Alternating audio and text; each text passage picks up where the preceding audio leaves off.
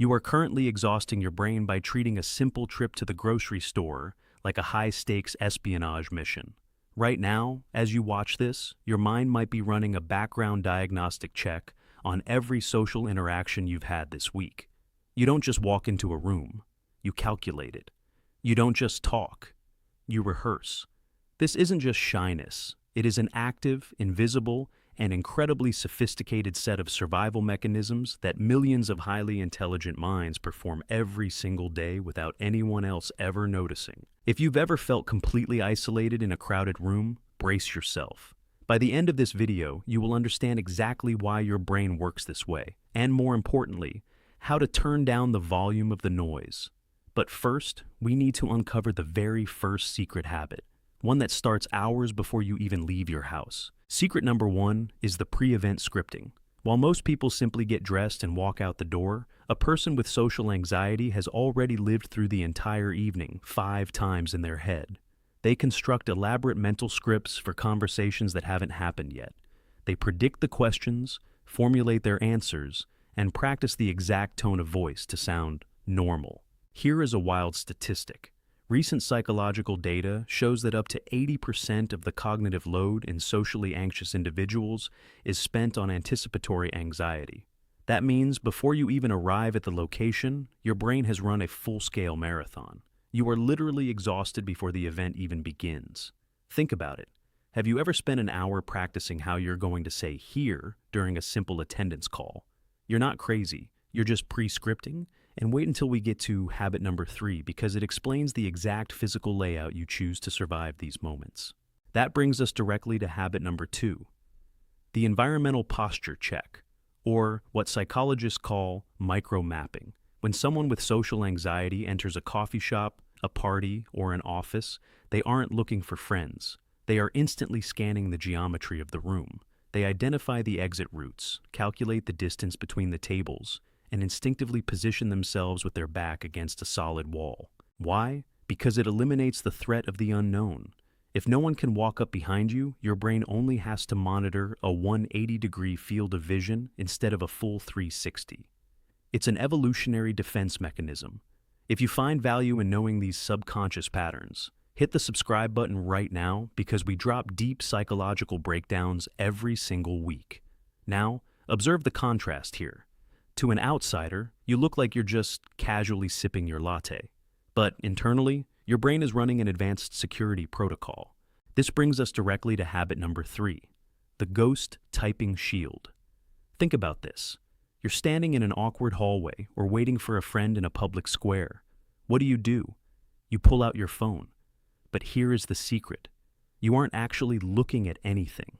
You are scrolling through your home screen apps back and forth, reading old text messages from 3 weeks ago, or literally typing random letters into a blank note file just to look occupied. In a recent survey of over 500 individuals with diagnosed social anxiety, an astonishing 92% admitted to using an unlocked, completely idle phone to avoid spontaneous eye contact. The phone isn't a tool for communication anymore. It's a physical shield that broadcasts a message to the world. I am busy, please do not perceive me. But what happens when the event is over and you finally get home? That's when the real mental torture begins. And it involves a process that will make you completely rethink your memories. Secret number 4 is universally shared by almost every single person with social anxiety. The post-event autopsy. The conversation is over. You are safe in your room, but your mind refuses to let it go. Instead, your glowing brain opens a mental editing suite and replays every interaction frame by frame. Why did I say goodbye like that? Did they look at me funny when I laughed? I shouldn't have made that comment about the weather. Here is a fascinating psychological contrast. Cognitive behavioral therapists have found that while a person without social anxiety forgets minor conversational slip-ups within 15 minutes, a socially anxious brain can actively obsess over a single 3-second awkward silence for up to 2 weeks. It treats a tiny social stumble like a fatal crime scene, analyzing the evidence over and over. You are literally prosecuting yourself for crimes nobody else witnessed. And speaking of keeping secrets, wait until you see how this affects your phone behavior when people actually try to reach out to you. This brings us directly to habit number 3, the notification stare. Your phone buzzes. A text message pops up from a coworker, a friend, or an acquaintance asking to hang out. What does the average person do? They open it. But what do? You see the notification banner pop up on your lock screen, you read the entire message through the preview window, and then you deliberately lock your phone and set it face down on the table. You do not answer, not because you hate them, and not because you're rude. It's because your brain requires a transition period. You need to mentally prepare for the social energy required just to draft a response. You might stare at that notification for an hour, calculating the perfect combination of words that sounds enthusiastic but non-committal. Let's do a quick reality check. If you currently have over 10 unread notifications that you are actively avoiding right now, leave a comment below saying, "Guilty." You are definitely not alone. But wait until you see how this internal calculation turns you into a completely different person when you are physically forced to interact. This leads directly to secret number 6. The hyper-vigilant chameleon shift. When you have social anxiety, conflict feels like physical danger. To avoid any potential negative judgment, your brain automatically activates an advanced mirroring program. Within minutes of talking to someone new, you unconsciously adapt your vocabulary, your posture, your energy level, and even your opinions to match theirs perfectly. If they are loud and energetic, you boost your internal amplifier. If they are quiet and academic, you lean back and choose your words carefully. You become a social mirror. To the other person, you seem incredibly agreeable and charming. But here is the tragic catch. Because you are constantly shifting your shape to please everyone else, you leave the interaction feeling deeply hollow and disconnected, wondering if anyone actually likes you, or if they just like the mirror you built for them.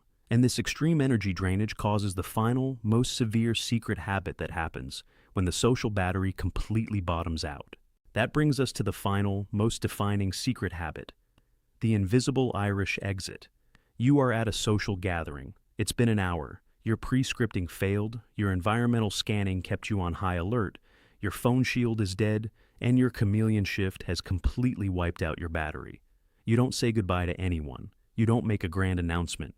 You simply step toward the bathroom, turn a sharp corner, slip out the front door, and vanish into thin air.